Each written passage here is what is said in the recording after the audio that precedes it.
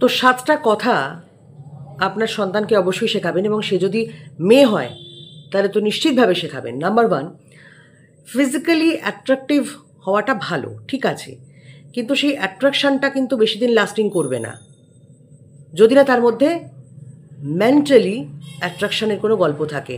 তাকে মেন্টালিও অ্যাট্রাকটিভ হতে হবে, তবে গিয়ে তার ফিজিক্যাল অ্যাট্রাকটিভনেসটার একটা মানে দাঁড়াবে। শুধু বাইরে থেকে পালিশ হচ্ছে, শুধু দেখতে সুন্দর, তা দিয়ে কিন্তু কাজ চলবে না। নাম্বার 1। নাম্বার 2, না বলতে শেখান। নো, এটাই একটা যথেষ্ট উত্তর। আমি কোথাও না বলছি মানে সেটা না, তো সেটা নিয়ে আর দুনিয়া শুদ্ধ সবাইকে অতিরিক্ত এক্সপ্লেন করার দরকার নেই। যেখানে প্রয়োজন সেখানে এক্সপ্লেন নিশ্চয়ই করবে, কিন্তু সবাইকে জনে জনে আমি না কেন বলেছি, না কেন বলেছি, কেন করব না, কেন না, কেন না বলার কোনো দরকার নেই।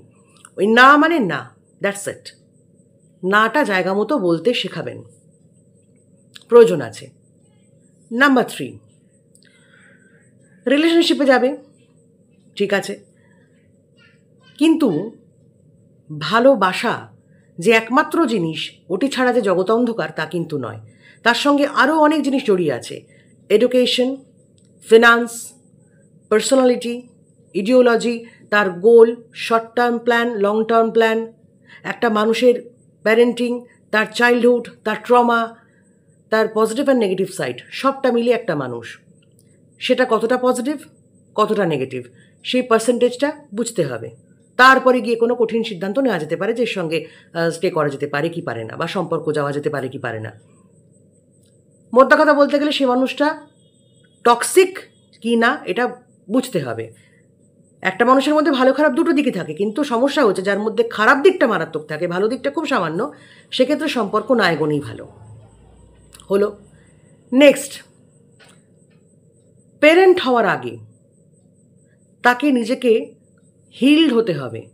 সন্তানের দায়িত্ব নেওয়ার পরে সন্তানকে ঠিক করতে হবে, সন্তানকে যত্ন করতে হবে, তার হিলিংয়ের ব্যবস্থা করতে হবে, তার প্রোটেকশনের ব্যবস্থা করতে হবে। সেক্ষেত্রে মা বা বাবা দুজনেরই যদি এরকম হাত পা ছড়ানো অবস্থা হয়, দুজনেই এখন হিলিংয়ের জন্য ঘুরে বেড়াচ্ছে, বাচ্চাকে প্রোটেক্ট করবে কী করে? তো কোনো ওই সিদ্ধান্ত নেওয়ার আগে নিজেদেরকে ঠিকঠাক মতো রেডি হতে হবে। লাইফের মধ্যে নিজের মজা, নিজের আনন্দ, তার ডেফিনেশনটা কিন্তু একদম আলাদা। অন্যের মজা, অন্যের আনন্দ, তার যে ডেফিনেশন সেটা আপনার সন্তানের নাও হতে পারে। কেউ পার্টি করে আনন্দ পায়, কেউ নেচে আনন্দ পায়, কেউ একা মি টাইম এনজয় করে আনন্দ পায়, কেউ একা একা ক্যাফেতে গিয়ে আনন্দ পায়, কেউ বই পড়ে আনন্দ পায়। তো প্রত্যেকটা মানুষের মজা, আনন্দ, খুশির ডেফিনেশন আলাদা। সে পার্টি করে, সে নাচে মানে আপনার সন্তানকেও সেটাই করতে হবে এমনটা নয়। তার অন্য কিছু ভালো লাগতেই পারে, কেউ গান গেয়ে আনন্দ পেতে পারে, ইটস ওকে। কাজে অন্যের মজা ডেফিনেশন দিয়ে নিজের মজা জাস্টিফাই করতে যায় না যেন, এইটা তাকে শেখাতে হবে, বোঝাতে হবে। নেক্সট, 15 থেকে 30-35-এর মধ্যে ভালোবাসা আসবে, ধাক্কা খাবে, তো এগুলো খুব নর্মাল ব্যাপার, মুভ অন করবে।